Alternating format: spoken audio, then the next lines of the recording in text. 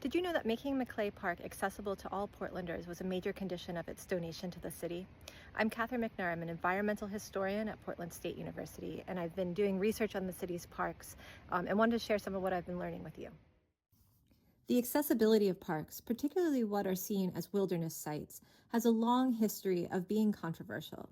It really requires creativity to make a public space truly public and welcoming to people of all abilities while maintaining what makes it feel authentic.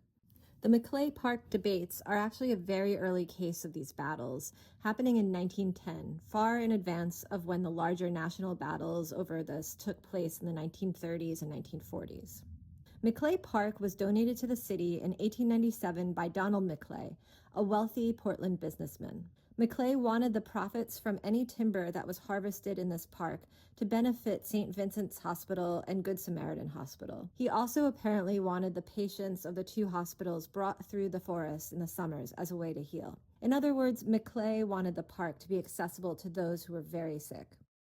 During its first decade, the park had some really narrow and difficult paths. In 1910, there was finally more money to put towards cleaning up Balch Creek and widening the path. While the Parks Bureau hoped that this would finally make the space accessible, Portlanders protested, declaring that they wanted the park left as is in its natural state. As one writer put it, we are weary of the hard walls of the lofty skyscrapers and the hoofbeats on the stony streets. The honk of the auto, the rumble of the streetcar, and the roar of the busy city undermine the nervous force and set up a longing for change. There was a lot of pushback on the formally designed parks like Washington, Laurelhurst, and Peninsula parks. To these activists, Macleay Park felt like the most authentic form of nature. This debate also revealed Portlanders' aggravation with cars. As one writer put it, the less room there is for automobiles in Macleay Park, the better.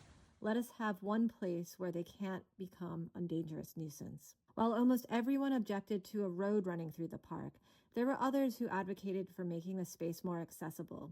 One Portlander wrote that if the trails remained narrow like they were, the park would be for the use of young people only, and that old people who have not the agility of goats should keep out. While parts of the Lower Macleay Trail, particularly at the entrance to the trailhead, are wide and paved, the further you get, the narrower, rockier, and steeper it gets. In other words, it's accessible and it's not accessible, depending on who you are. One thing remains true, though. This is a much beloved space for Portlanders and one that has long been worth fighting for.